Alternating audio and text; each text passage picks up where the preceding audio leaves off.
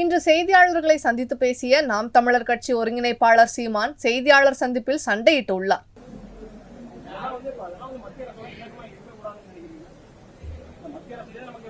இணக்கமா இருந்து நீங்க என்ன பண்ணீங்க? எல்லாம் சுணக்கமா இருக்க. நீங்க இணக்கமா இருந்து என்ன பண்ணீங்க?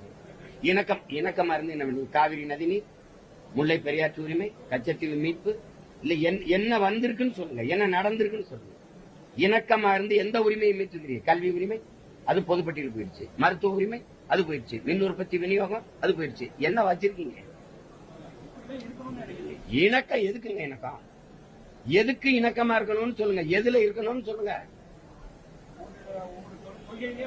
எந்த இடத்துல நீங்க இணக்கமா இருந்தீங்க? சாதிச்சது 5 ஆண்டு வாஜ்பாய் ஆட்சியில் இணக்கமா இருந்தீங்க, சாதிச்சது என்ன? 18 ஆண்டுகள் மத்திய அமைச்சர் இருந்தீங்க. அதுல குறிப்பா காங்கிரஸ் அமைச்சரவையில 9.5 ஆண்டுகள் இருந்தீங்க. கடைசி 6 மாசம் தான் விலகி வந்தீங்க. அப்ப நீங்க சாதிச்சது என்ன? இதெல்லாம் பேசிக்கிறீங்க. ஏத்து வீட்டுக்கார அப்பன் குடிக்கல, ஏன் வேணும் குடிக்கிறேன், இதெல்லாம் என்ன பேசிக்கிட்டு இருக்கீங்க? மத்த மாநிலத்தில் இருக்கிற வளம் இருக்கா? என் நிலத்தில் இருக்கிற வளம் மத்த மாநிலத்தில் இருக்கா?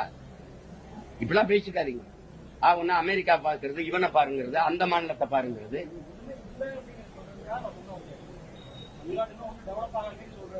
என்ன ஆயிருக்கு? டெவலப் ஆயிருக்கு. ஐயா ஸ்டாலினுக்கு முடியல. ராஜீவ் காந்தி மருத்துவமனை கவர்மெண்ட் அதுல படுப்பாரா?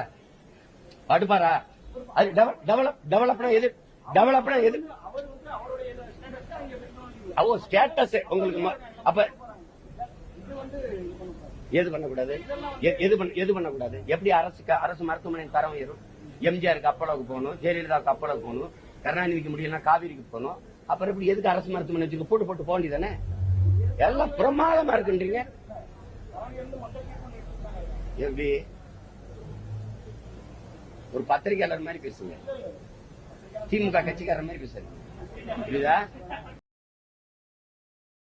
செய்திகளை உள்ளது உள்ளபடி தெரிந்து கொள்ள ரெஃப்ளெக்ட் நியூஸை சப்ஸ்கிரைப் பண்ணுங்க.